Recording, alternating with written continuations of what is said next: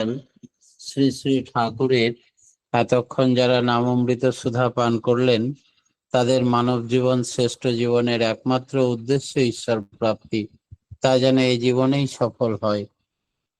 অনুরোধ এসছে পুনরাবৃত্তি করার জন্য। আজ সকালে যেটা আলোচনা করেছিলাম যে আজ্ঞাচক্র ও পিনিয়াল গ্রন্থি এর বৈজ্ঞানিক তাৎপর্য এবং আধ্যাত্মিকতা ও বিজ্ঞানের মেলবন্ধন কোথায়। আমরা যে নামধান করার কথা বলি নামধান মহাযজ্ঞে, এবং ঠাকুরও নামধান করতে বলেন, বর্তমান আচার্যদেবও নামধানের উপরে জোর দেন, এর বৈজ্ঞানিক যুক্তি কি আছে সেই সম্বন্ধে বলি। আমাদের মানব দেহ এক শক্তির কেন্দ্র, যেখানে প্রাণ শক্তির সূক্ষ্ম প্রবাহ বজায় থাকে। এই কেন্দ্রগুলির মধ্যে গুরুত্বপূর্ণ হলো আজ্ঞাচক্র। দুই ভুরুর মাঝখানে অবস্থিত এক বিশেষ শক্তি কেন্দ্র। যোগ শাস্ত্র অনুযায়ী শরীরের কিছু নির্দিষ্ট স্থানে স্নায়ুগুলি এসে মিলিত হয়ে এক প্রকার শক্তির জংশন তৈরি করে, যাকে আজ্ঞাচক্র বলা হয়। আধুনিক বিজ্ঞানও এই অঞ্চলের গুরুত্ব স্বীকার করেন। আজ্ঞাচক্রের নিকটেই রয়েছে পিনিয়াল গ্রন্থি, প্রায় 20 থেকে 25 গ্রাম ওজন এর এক ক্ষুদ্র গ্রন্থি, যা মেলাটোনিন হরমোন নিঃসরণ করে। এই মেলাটোনিন আমাদের শরীরে জৈবিক ছন্দ এবং ঘুমের চক্র নিয়ন্ত্রণ করে।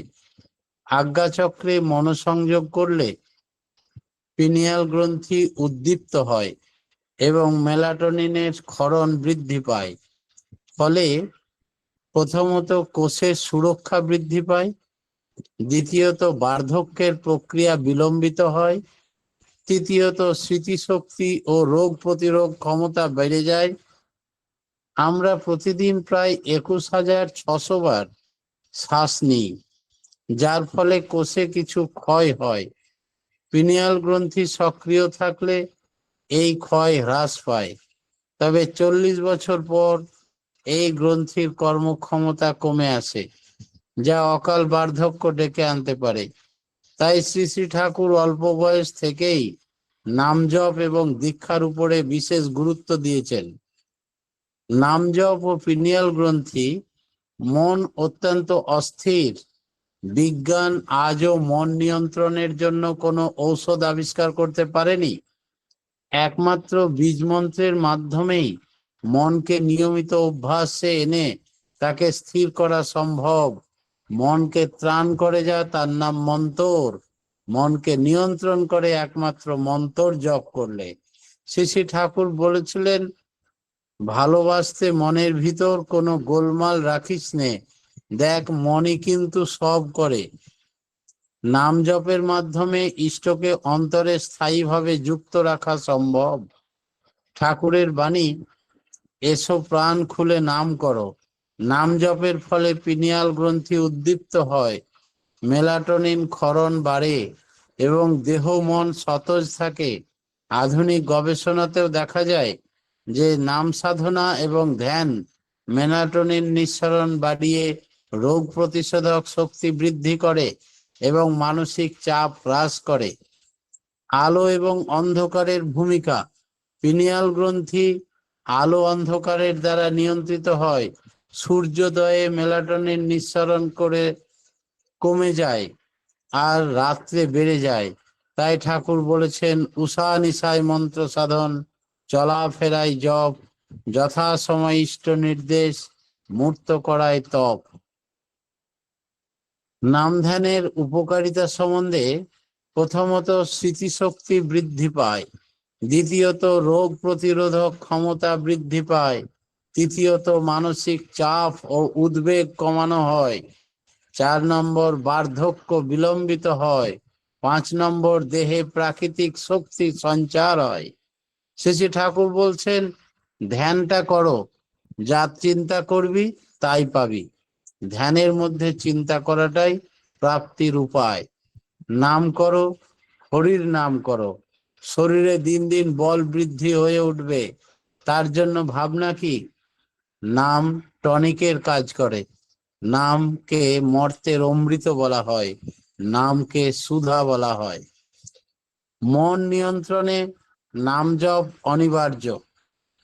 পিনিয়াল গ্রন্থি সক্রিয় থাকলে বার্ধক্য ও রোগ দূরে চলে যায়।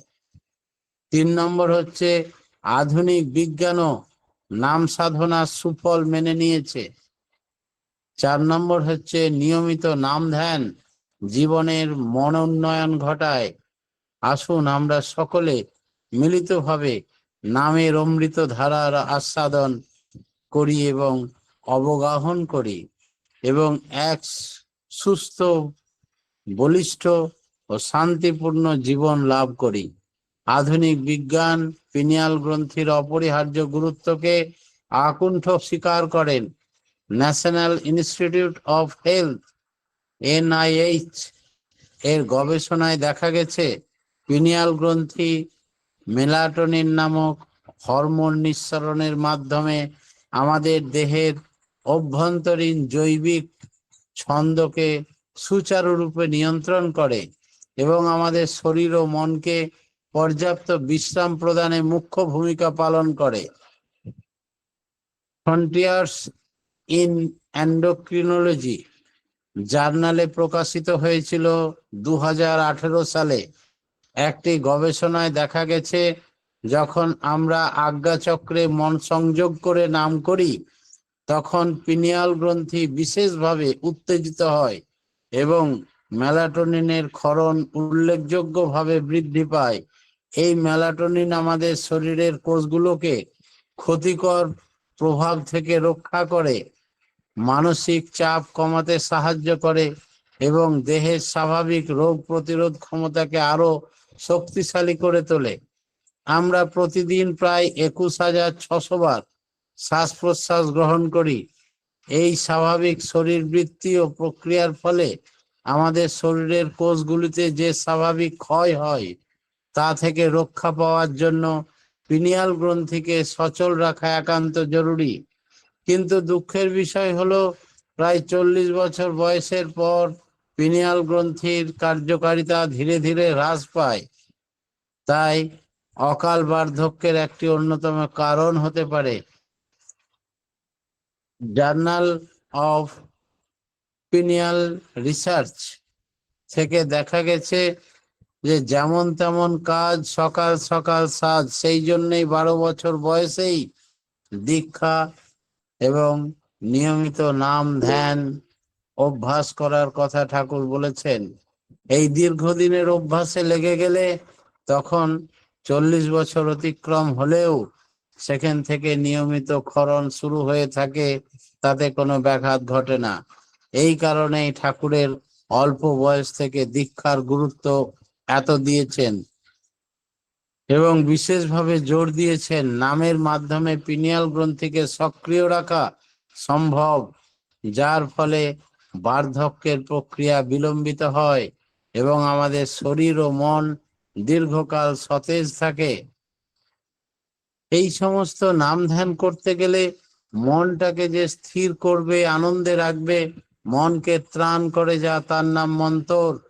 তাই মনেই মুক্তি, মনেই শুদ্ধি, মনেই সবকিছু, মনটার উপরে জোর দিতে হয়। সেই জন্য কিছু বিষয় অবশ্যই ধ্যানে রাখতে বলছেন, নজরে রাখতে বলছেন। ঠাকুরের জগতে চলতে গেলেও সঠিক সঙ্গ নির্বাচন করা অত্যন্ত জরুরি। সৎসঙ্গে স্বর্গবাস, অসৎসঙ্গে সর্বনাশ। যখনই দেখবেন যে আমি ঠাকুরের কথা বলতে গিয়ে নিজের বাহাদুরির গল্প বলছি এবং আমার তিনি কত গুরুত্ব দেন তা প্রতিপন্ন করতে চাইছি, নানা কথার ভাঁজে ভঙ্গিতে কথায় কথায় নিজের গুণগান করছি, শুধু তখন বুঝবেন যে এর মধ্যে ঠাকুর নেই। সেই মুহূর্তে তার কাছ থেকে দূরে সরে যাবেন, না হলে ইষ্টি চলন বিঘ্ন ঘটবে।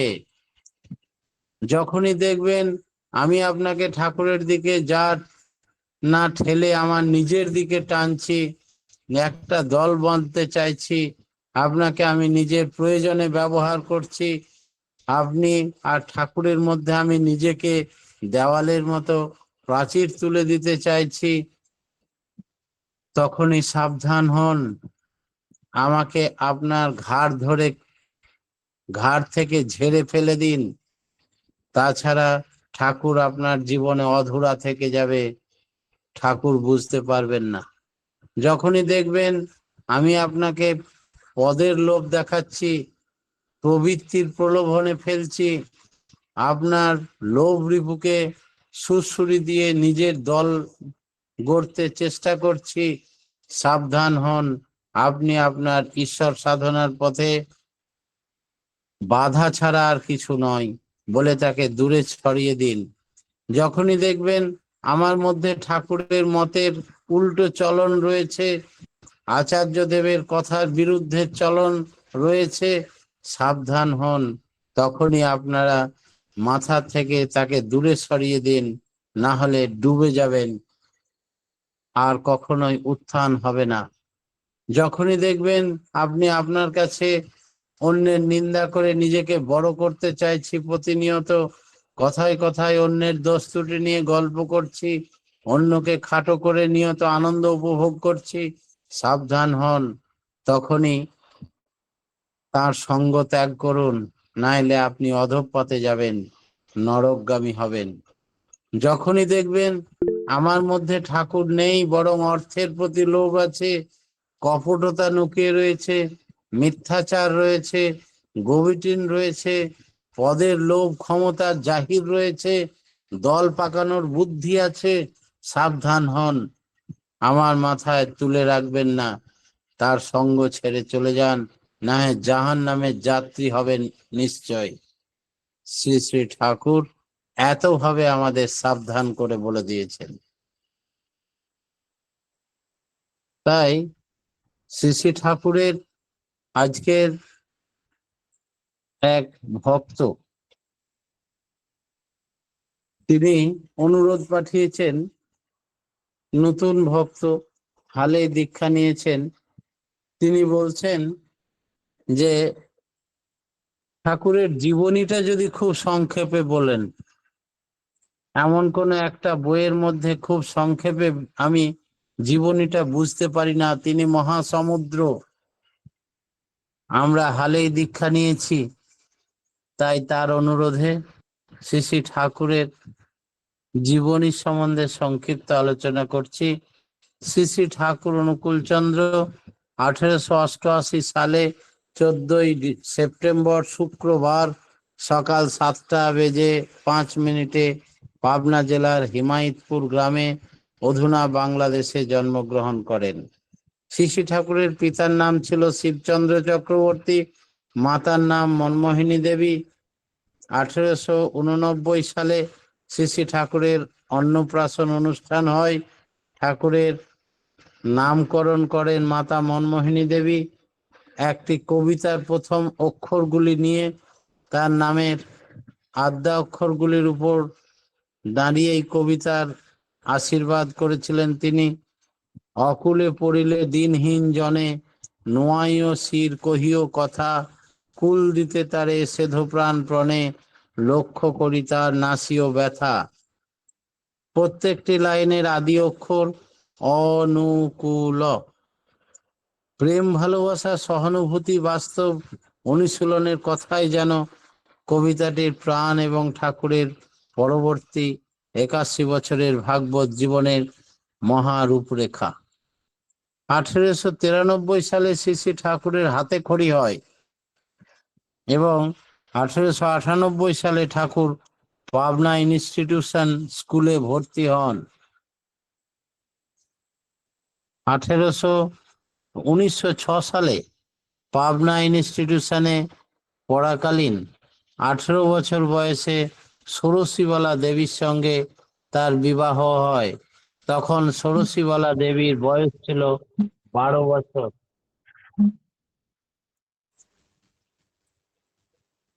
ঠাকুরের বিবাহ হয়। তিনি বিবাহের পরে নৈহাটি মহেন্দ্র হাই স্কুলে টেস্ট পরীক্ষায় পাশ করার পর তার আর প্রবেশিকা পরীক্ষা দেওয়া হয়নি, কারণ তার এক বন্ধু সহপাঠী ওই একই পরীক্ষা দেওয়ার ফিস ছিল না, তাই নিজের ফিসটা বন্ধুকে দিয়ে তিনি চলে আসেন। ঠাকুর কলকাতায় এসে শরৎ মল্লিক এর ন্যাশনাল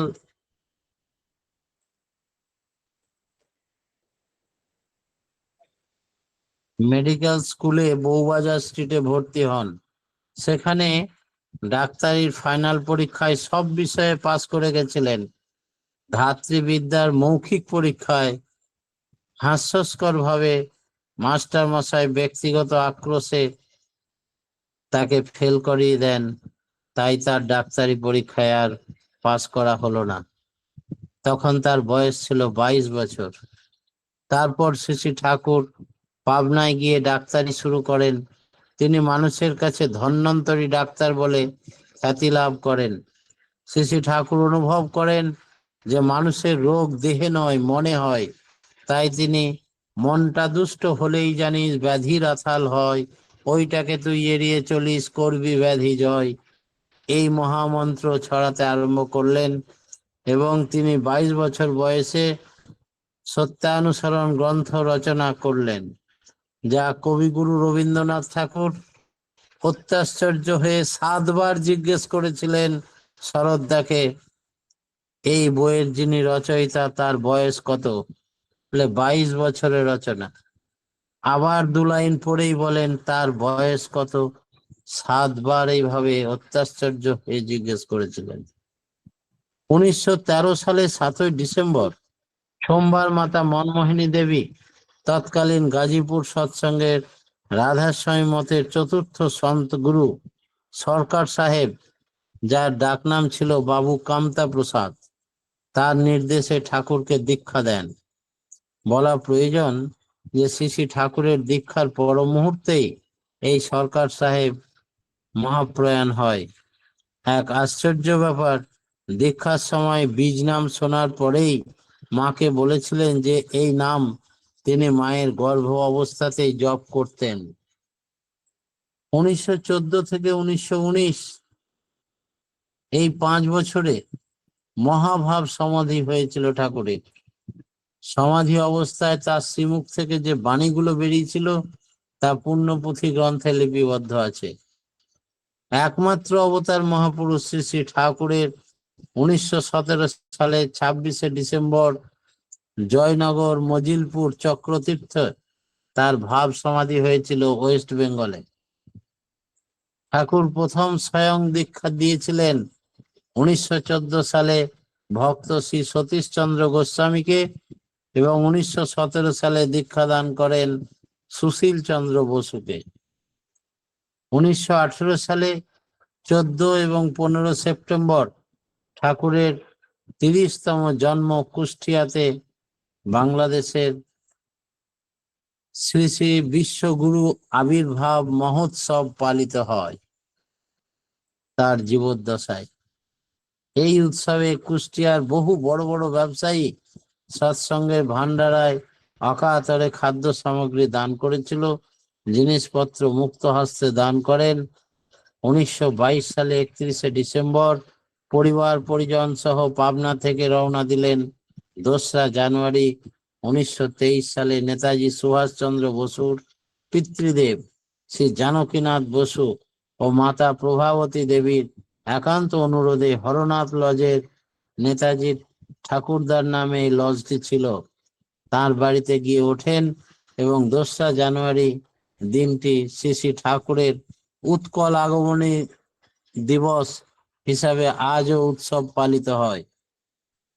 1924 সালে 14ই জুন রাত্রিবেলা কলকাতায় 124/4 মানিকতলা স্ট্রিটের বাড়িতে মাতা মনমোহিনী দেবী দেশবন্ধু চিত্তরঞ্জন দাসের একান্ত অনুরোধে তাকে সৎ নামে দীক্ষা দিয়েছিলেন। শ্রী শ্রী ঠাকুরের প্রতি দেশবন্ধুর ভক্তি অটুট ছিল। দেশবন্ধু বুঝেছিলেন শ্রী শ্রী ঠাকুরের আদর্শ বিবাহ সংস্কার, পল্লী উন্নয়ন, জাতীয় সমাজ সংস্কার, এই জাতীয় উন্নয়নের মূল বীজ এখানে নিহিত আছে। দেশবন্ধু পাবনা হিমায়তপুর আশ্রমে 1925 সালে 11ই মে আসেন এবং 4 দিন পাবনা সৎসঙ্গ আশ্রমে অবস্থান করেন। পরে 15ই মে পাবনা থেকে দার্জিলিং এর উদ্দেশ্যে রওনা দিয়েছিলেন। ঠাকুর বারণ করা সত্ত্বেও এবং 16ই জুন দার্জিলিং এর সেপ্টেম্বর অ্যাসাইড বাড়িতে তার মহাপ্রয়াণ ঘটে। জননী মনমোহিনী দেবী স্বয়ং কলকাতায় তার সবানু দাহের কার্যে অংশগ্রহণ করেছিলেন। কেওড়াতলা শ্মশানে গিয়েছিলেন। এত বড় মিছিল, জনস্রোতের প্লাবনে কলকাতা শহর, দোকানপাট, অফিস আদালত সব বন্ধ ছিল ওই দিন। এক অভূতপূর্ব দৃশ্য পরিলক্ষিত হয় দেশবন্ধুর স্মৃতিতে। এই সময় কলকাতায় সৎসঙ্গের কার্যালয়ে অখিল মিস্ত্রির লেনে প্রার্থনা অনুষ্ঠানে মহাত্মা গান্ধী, ডক্টর রাজেন্দ্র প্রসাদ এনারা সকলেই উপস্থিত ছিলেন। আরো জানা প্রয়োজন যে 1925 সালে মহাত্মা গান্ধী পাবনা আশ্রমে গিয়ে আশ্রমের কার্যকলাপ দেখে মুগ্ধ হন। 1925 সালের আগস্ট মাসে কলকাতায় অখিল মিস্ত্রি লেনে ডক্টর রাজেন্দ্র প্রসাদ এবং মহাত্মা গান্ধী শ্রী শ্রী ঠাকুরকে দর্শন করতে আসেন। নেতাজি সুভাষচন্দ্র বসু কলকাতার বাগবাজারের কালীপ্রসন্ন স্ট্রিটে শ্রী শ্রী ঠাকুরের সঙ্গে দেখা করেন। 1927 সালে পাবনা সৎসঙ্গ আশ্রমে 4ই জুলাই তৃতীয়বার সাক্ষাৎ করেন। 1935 সালে শ্রী শ্রী ঠাকুর দি মেসেজ এর প্রথম খণ্ডের বাণীগুলো বলতে শুরু করেন। তারপর নানা প্রসঙ্গ, চলার সাথী ইত্যাদি পুস্তক প্রকাশিত হয়। 1936 সালে অবিভক্ত বাংলায় প্রধানমন্ত্রী ফজলুল হক পাবনায় শ্রী শ্রী ঠাকুরের আশ্রম দর্শন করেন এবং বলেন, বয়স থাকলে আমি সৎসঙ্গের মেম্বার হয়ে যেতাম। 1937 সালে সেপ্টেম্বর মাসে শ্রী শ্রী ঠাকুর সস্তায়নী বিধান চালু করেন। 1938 সালে অক্টোবর মাস থেকে সৎসঙ্গীরা আনুষ্ঠানিকভাবে ইষ্টভীতি পালন করা শুরু করেন। তাই আগে সস্তায়নী 1937 সালে, পরে ইষ্টভীতি প্রথা চালু হয় 1938 সাল থেকে। 1939 সালে পাবনা আশ্রমে দেশবরেণ্য নেতা শ্রী শ্যামাপ্রসাদ মুখোপাধ্যায় সাক্ষাৎ হয়। দেশ বিভাগ কিভাবে রদ করা যায় সে বিষয়ে শ্রী শ্রী ঠাকুর নির্দেশ দেন, তা তিনি পালন করতে পারেননি। ভারত বিভাগের 20 ফল ভোগ করতে হবে। শ্রী শ্যামাপ্রসাদ মুখোপাধ্যায় পরবর্তী সময়ে দেওঘরে ঠাকুরের কাছে সাক্ষাৎ করে বলেন, দুঃখ প্রকাশ করেন। কথা শিল্পী শরৎচন্দ্র চট্টোপাধ্যায় 1926 সালে, সাহিত্যিক কামিনী রায়, তৎকালীন বাংলার গভর্নর জন অ্যান্ডারসন 1935 সালে এবং সাহিত্যিক বিভূতিভূষণ বন্দ্যোপাধ্যায় 1939 সালে ঠাকুর দর্শনে আসেন। 1935 সালে কথা প্রসঙ্গের প্রথম খণ্ড বই প্রকাশিত হয়। সংকলন করেছিলেন সুশীল চন্দ্র বসুদা। 1945 সালে রে আচার্য হাউজারম্যান এবং এডমন্ড জোসেফ স্পেন্সার প্রমুখ ঠাকুর দর্শন করে দীক্ষা গ্রহণ করেন এবং তারা পরবর্তী ঋত্বিক ছিলেন। বহু মানুষকে শ্রী শ্রী ঠাকুরের দীক্ষা দান করেছিলেন। 1945 সালে আসামের তৎকালীন প্রধানমন্ত্রী গোপীনাথ বরদলুই এবং কেন্দ্রীয় মন্ত্রী রোহিণী চৌধুরী পাবনা সৎসঙ্গ আশ্রমে ঠাকুরের দর্শন ও আলাপ হয়। তাদের মূল্যবান কথোপকথন আলাপনী বইতে শ্রী প্রফুল্ল কুমার দাসদা প্রকাশ করেছেন। তাতে বহু মানুষ অনেক প্রশ্নের উত্তর ঠাকুরের কথোপকথন বই থেকে পেয়ে যাবেন। শ্রী ঠাকুর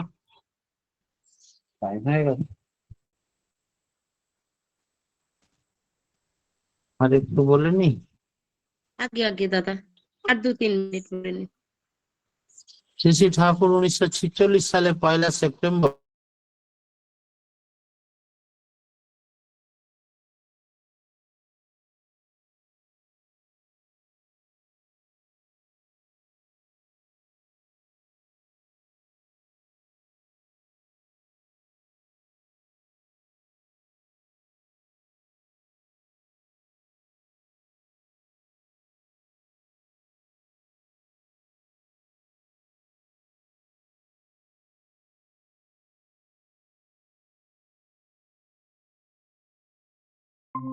স্টেশন এবং পূজা উৎসবে বহু রিজার্ভ বাস ট্রেন এসেছিল এবং ঠাকুর দর্শন করে। তো বিহারের প্রধান মুখ্যমন্ত্রী শ্রী বিনোদানন্দ ঝা, বিহারের মুখ্যমন্ত্রী এবং শ্রীযুক্ত অনন্ত সায়নম আয়েঙ্গার, গভর্নমেন্ট ডেপুটি স্পিকার, তারা সকলে ঠাকুর আসার জন্য তাকে অভ্যর্থনা জানিয়ে প্রণাম করে সেখানে সঙ্গ করেছিলেন। সাহিত্যিক অচিন্ত কুমার সেনগুপ্ত ঠাকুর দর্শন করেন 1955 সালে এবং আলাপ আলোচনা করেন। 1955 সালে নববর্ষ উৎসবে অধ্যাপক ত্রিপুরারি চক্রবর্তী, বিনোদানন্দ ঝা, ডক্টর শ্রীকুমার বন্দ্যোপাধ্যায়, যার বাংলা গ্রামার রচনা আছে, শ্রী বলরাম সহায়, অ্যাডভোকেট জেনারেল, বিহার হাইকোর্ট, এনারা সকলেই যোগদান করেছিলেন, ঠাকুরের সঙ্গে সাক্ষাৎ করেন। বলদেব সহায় প্রায়ই ঠাকুর বাড়িতে আসতেন, সৎসঙ্গের বহু কার্যে তার সাহায্য সহযোগিতা ছিল। ওই বৎসরে পূজা উৎসবে ঠাকুর দর্শনে এলেন কেন্দ্রীয় মন্ত্রী BN দাতার, সাহিত্যিক তারাশঙ্কর বন্দ্যোপাধ্যায় এবং আরো অনেকে। 1935 সালে নববর্ষ উৎসবে অধ্যাপক ত্রিপুরারি চক্রবর্তী, বিনোদানন্দ ঝা, তাদের যোগদান ছিল এবং ঠাকুরের সঙ্গে সাক্ষাৎ করেন। 1957 সালে লাল বাহাদুর শাস্ত্রী কেন্দ্রীয় যোগাযোগ মন্ত্রী, পরবর্তীতে ভারতের প্রধানমন্ত্রী হন। BN দাতার, ডি আলগেমান, সাহিত্যিক তারাশঙ্কর বন্দ্যোপাধ্যায় সহ অনেকে ছিলেন। 1957 সালে লাল বাহাদুর শাস্ত্রী কেন্দ্রীয় যোগাযোগ মন্ত্রী, পরবর্তী ভারতের প্রধানমন্ত্রী MP রাম সিং, আনন্দবাজার পত্রিকার সম্পাদক শ্রী চপলাকান্ত ভট্টাচার্য, সাহিত্যিক শৈলেন্দ্রানন্দ মুখোপাধ্যায় ঠাকুর দর্শনে দেওঘরে আসেন। লাল বাহাদুর শাস্ত্রী মূল মণ্ডপে সভাপতি ভাষণ দেন। তিনি বলেন, দেশে খাঁটি মানুষ চাই, সৎসঙ্গ চাই, খাঁটি মানুষ। সৎসঙ্গ সেই অভিযান চালিয়ে যাচ্ছে। 1965 সালে ভারতের প্রধানমন্ত্রী লাল বাহাদুর শাস্ত্রীর মৃত্যু সংবাদ পেয়ে ঠাকুর কান্নায় অধীর হয়ে উঠেছিলেন। 1969 সালে 27 জানুয়ারি ভোর 4:55 ঠাকুর ইহলোক ছেড়ে দয়াল ধামে চলে যান।